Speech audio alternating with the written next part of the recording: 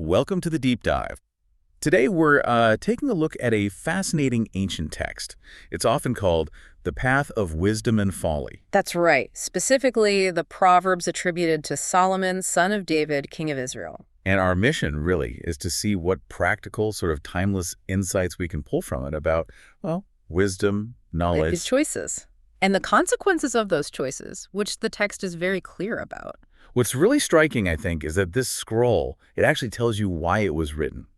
Right up front. Yeah, it's quite explicit. It says it's for gaining wisdom and instruction, for understanding words of insight. So getting smarter, basically. Pretty much. And also for receiving instruction in prudent behavior, doing what's right, just, and fair. And it's not just for beginners, is it? It mentions helping the simple gain prudence, giving knowledge to the young. But it also says the wise should listen and add to their learning. Right, and the discerning should get guidance. It's like continuing education for everyone. Exactly. For understanding proverbs and parables, the sayings and riddles of the wise, it's layered. It really sets itself up as a masterclass in living well. It does. And it lays down this core principle, almost like the foundational axiom for everything else. It is the fear of the Lord is the beginning of knowledge. Now, you could interpret that purely religiously, but it also suggests something broader, maybe, like humility. Yeah. Recognizing there's something bigger than just your own immediate ideas. I think so.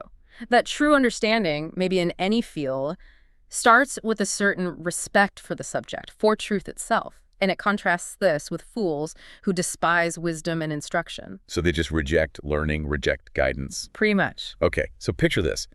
You've found this ancient manual. It's designed to give you shortcuts, maybe, or at least clearer paths, to a well-informed life, full of those aha moments. That's a great way to think about it. It's like a map for navigating human nature and decisions. All right, let's dig in. Where does it start? It kicks off with some very direct, almost parental advice. Yeah, it says, "Listen, my son, to your father's instruction, and do not forsake your mother's teaching."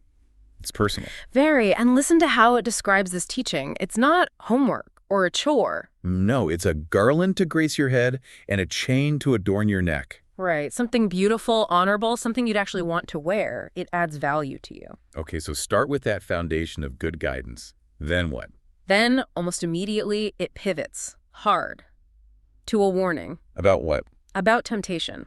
Specifically being lured onto the wrong path. It says, "My son, if sinful men entice you, do not give in to them." And it doesn't just say bad people. It gives specifics, doesn't it? Yeah. It paints a picture. Oh, absolutely. It gets really graphic. It describes their pitch like a recruitment speech for a gang. Come along with us. Let's lie in wait for innocent blood. It's chilling. Let's ambush some harmless soul. Let's swallow them alive, like the grave. I mean, it's brutal imagery. All for what?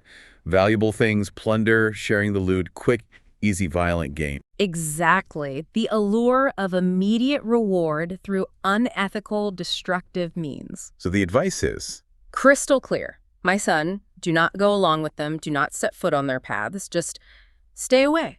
Don't even take the first step in that direction. And why? What's the reason given? Because their feet rush into evil. They are swift to shed blood. It's saying this isn't just an occasional lapse for them. It's their default mode. Their trajectory is destruction. Okay, that makes sense. Avoid people who are actively running towards trouble. Yeah. And then there's this interesting analogy it uses. Oh, right, the one about the net. Exactly.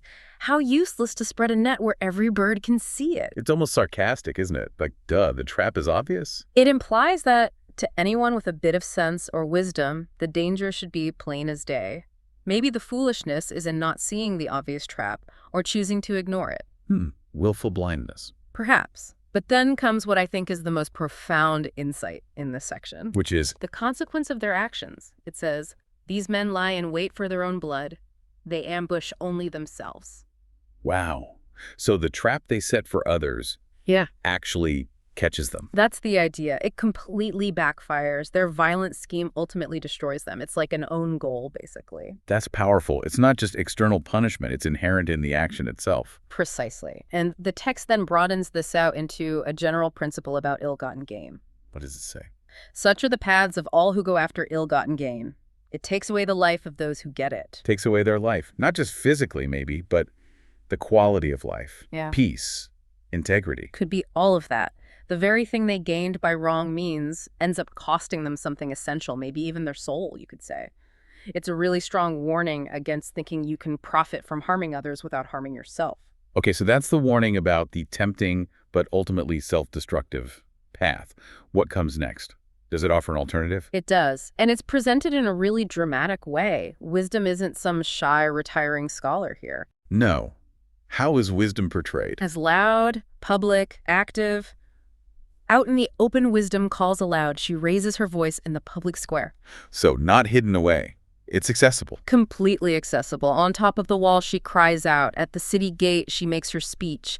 Wisdom is practically shouting from the rooftops, available to everyone. And what is wisdom saying in this public square? Well, it's a mix. Part invitation, part sharp rebuke. A rebuke. To whom? To those who are ignoring this call. It asks, how long will you who are simple love your simple ways? Simple meaning like naive or easily fooled. Okay. How long will mockers delight in mockery and fools hate knowledge? It's calling people out on their resistance to learning and insight. But you said there's an invitation too. Yes, absolutely. Right after the challenge, wisdom says, repent at my rebuke, then I will pour out my thoughts to you. I will make known to you my teachings. So there's still a chance. If you turn around and listen up, wisdom will share its secrets. That's the offer. It's a clear fork in the road. But what if they don't take it? What if they refuse to listen? Then the tone shifts again, dramatically.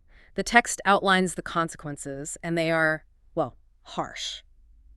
How so? Wisdom says basically, if you ignore me now when things are okay, don't expect me to bail you out when disaster hits.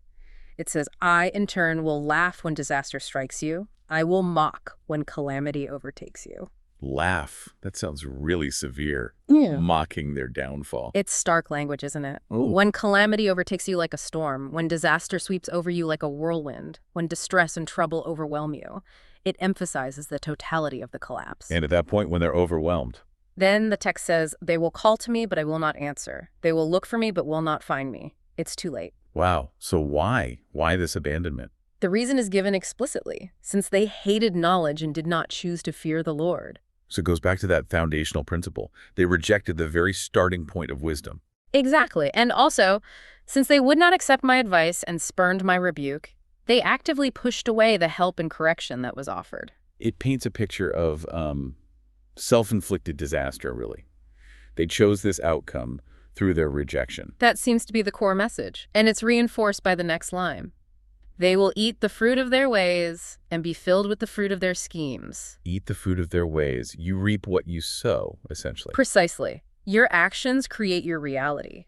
The schemes they thought were clever end up producing bitter fruit that they themselves have to consume. It's not an external judge imposing something arbitrary. It's the natural outcome of their own path. That's how it's framed. And the text concludes this section by stating plainly, for the waywardness of the simple will kill them, and the complacency of fools will destroy them. Waywardness and complacency. So actively choosing the wrong path or just passively drifting along in foolishness both lead to destruction. Both are fatal, according to this text. It's a strong statement about the danger of ignoring wisdom. But there is an alternative path mentioned, right, for those who do listen. Oh, yes.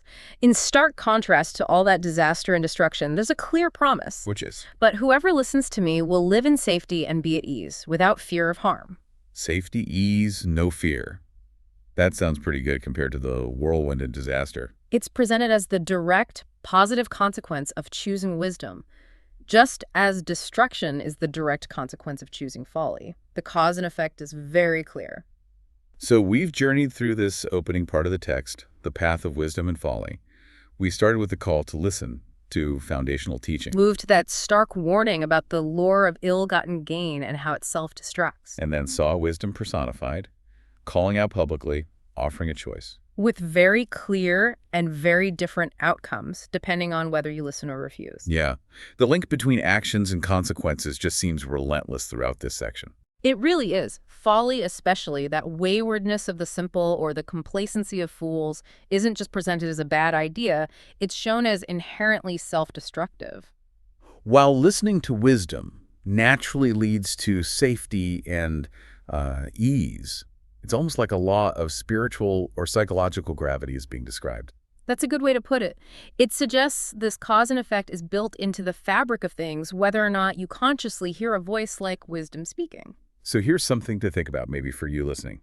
If this text is right, If the fruit of your ways and the fruit of your schemes are sort of inevitable outcomes. Like planting seeds that will eventually grow into a specific harvest. What does that imply about our daily choices, even the small ones? What kind of responsibility does that put on us to really understand the long-term harvest we're planting, day by day? That's a heavy thought to end on. Makes you really consider the trajectory you're setting with your actions right now.